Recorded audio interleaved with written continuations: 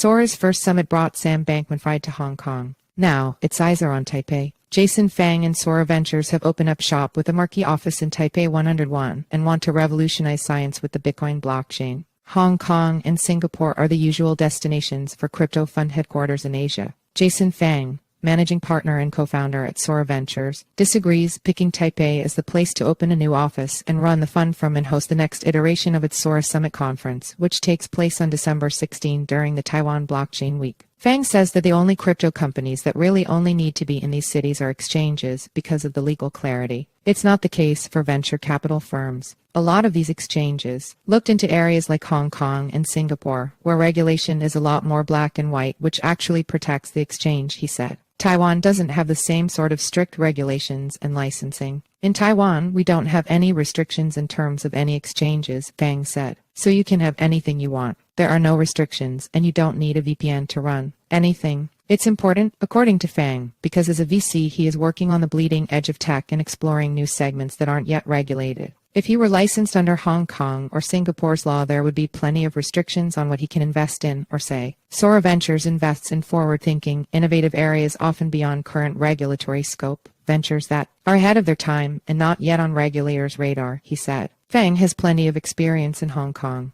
Way back in 2018, an eon ago in crypto years, Sora Ventures hosted its inaugural Sora Summit in Macau, a Chinese autonomous territory best known for its casinos. A young Sam Bankman-Fried was in attendance, and the conference left such a positive impression on him he cancelled his return ticket to the U.S.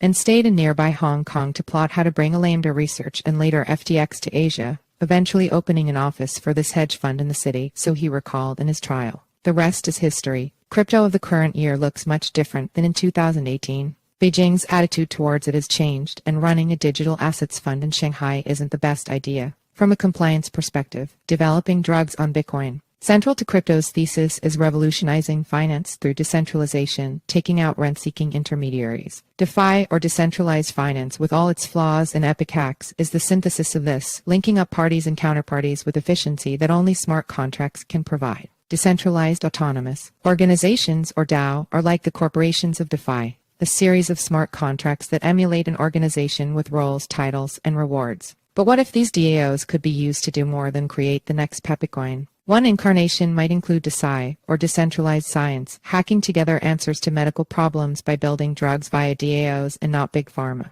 Another category that we're extremely bullish on, but again, a very, very early narrative, is decentralized science, Fang said. Science, in general, is a much larger industry that can be disrupted. Fang's vision is to reduce the obstacles in drug development over time. Through DeSci, he says the community can better reward scientists who make meaningful, real-world contributions, rather NFTs of frogs and monkeys. The idea, he says, is over the course of the coming years, and the goal is to be able to shrink a bottleneck for drug development while compensating scientists well for their time. Coinbase CEO Brian Armstrong is also a believer in DeSci and will be keynoting Sora Summit to promote Research Hub, a platform he co-founded that rewards researchers with cryptocurrency for sharing their work in advancing science. Everything is so damn centralized. Sora's DeSci ambitions, like everything else it is investing in, are based on the Bitcoin blockchain. There's a whole DeSci universe out there, and Sora isn't the first to make moves in this space, but it's the first to do it completely on Bitcoin. Fang views centralization in the crypto industry as a significant risk, particularly in its potential to stifle innovation and create vulnerabilities in blockchain projects. This is a hot topic within the crypto world, with centralization risk frequently coming up in conversations around Layer 1s. Development on many Layer 1s is directly funded by supporting foundations or venture studios attached to the Layer 1, and if one of those vanishes, the entire network would be FED, he says.